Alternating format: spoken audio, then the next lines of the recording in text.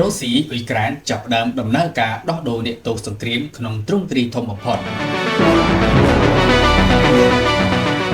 ប្រទេសរុស្ស៊ីនិងប្រទេសអ៊ុយក្រែនបានចាប់ផ្ដើមការផ្លាស់ប្ដូរអ្នកទោសក្នុងទ្រង់ទ្រាយធំបំផុតគិតចាប់តាំងពីសង្គ្រាមបានផ្ទុះឡើងក្នុងខែកុម្ភៈឆ្នាំ2022កាលពីថ្ងៃសុក្រទី23ខែឧសភាភាគីនីមួយៗបានដោះលែងមនុស្សចំនួន390នាក់ដែលរួមមានបុគ្គលិកយោធាចំនួន270នាក់និងជនស៊ីវិល120នាក់នៅក្នុងដំណាក់កាលដំបូងនៃកិច្ចព្រមព្រៀងផ្លាស់ប្ដូរអ្នកទោសសរុបចំនួន2000នាក់ពីភាគីទាំងពីរការដោះដូរអ្នកទោសនេះបានធ្វើឡើងបន្ទាប់ពីកិច្ចចរចាដោយផ្ទាល់នៅទីក្រុងអ៊ីស្តង់ប៊ុលដែលជាការសន្ទនាដ៏សំខាន់លើកដំបូងរវាងប្រជាជាតិទាំងពីរក្នុងរយៈពេល3ឆ្នាំ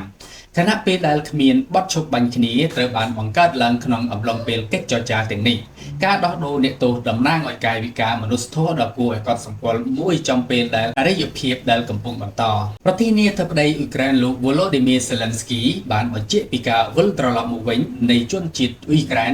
390នាក់រួមទាំងទាហាននិងជនស៊ីវិលដែលមួយចំនួនត្រូវបានឃុំខ្លួនអស់រយៈពេលជាង2ឆ្នាំមកហើយអាជ្ញាធររុស្ស៊ីមិនបានបញ្ជាក់ជាផ្លូវការអំពីការដោះដូរនេះទេប៉ុន្តែត្រូវបានគេរាយការណ៍ថាបានទទួលចំនួនអ្នកទោសស្មើគ្នានឹងចំនួនអ្នកទោសអ៊ុយក្រែនដែលត្រូវបានដោះលែងជនជាតិរុស្ស៊ីដែលអ៊ុយក្រែនដោះលែងត្រូវបានដាក់ទៅប្រទេសបេឡារុសដើម្បីទទួលបានជំនួយផ្នែកវិទ្យាសាស្ត្រនិងផ្លូវចិត្តមុនពេលត្រឡប់ទៅប្រទេសកំណើតរបស់ពួកគេវិញ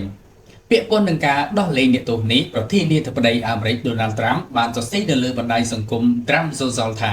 សូមអបអរសាទរភាគីទាំងពីរចំពោះការចរចានេះវាអាចឈានទៅរកអ្វីដែលធំដុំជាងនេះទោះជាមានការដោះដូរក៏ដោយក៏អរិយភាពនៅតែមានទីក្រុងគៀវបានជួបប្រទះការវាយប្រហារដោយយន្តហោះគ្មានមនុស្សបើកនិងមីស៊ីលភ្លាមបន្ទាប់ពីការដោះដូរដែលបណ្ដាលឲ្យមានអ្នករងរបួសនិងការខូចខាតហេដ្ឋារចនាសម្ព័ន្ធមួយចំនួន